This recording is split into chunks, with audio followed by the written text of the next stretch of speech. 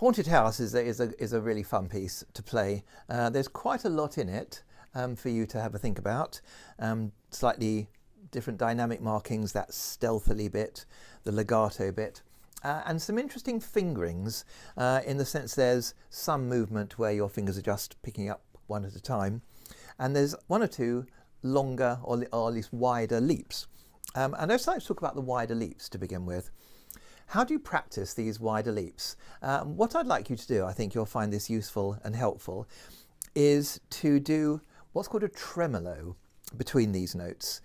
So you start off by doing the two notes quite long. I'm looking at the first wide leap, which is the A to the E in the first bar.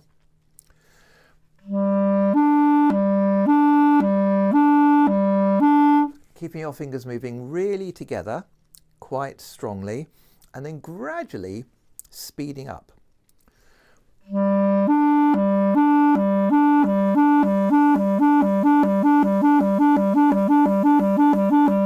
Until you get to a speed where maybe you can't quite control the fingers absolutely.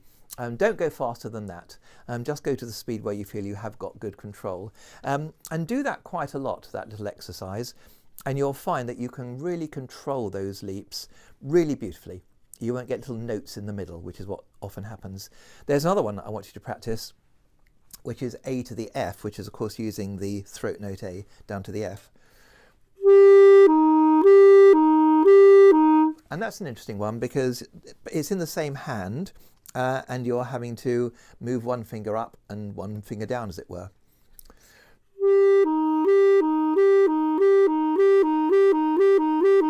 So do some work on that one, trying to use your hands as little movement as possible, so it's very nicely contained.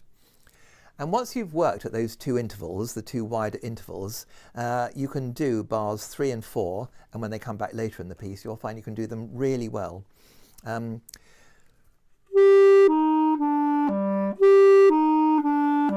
You'll find you've got very good control there, and those bars sound strong and they sound good. The stealthily bit, if you can do short notes,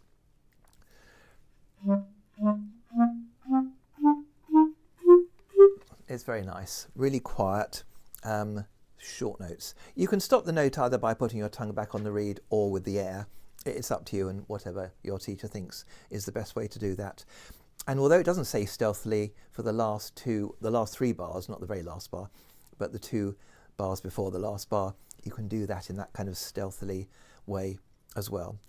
So lots to think about in this piece, and I think you can get a lot of fun. There's a lot of colour and musical ingredients in here that you could bring out and make it into a really fun, interesting and good performance.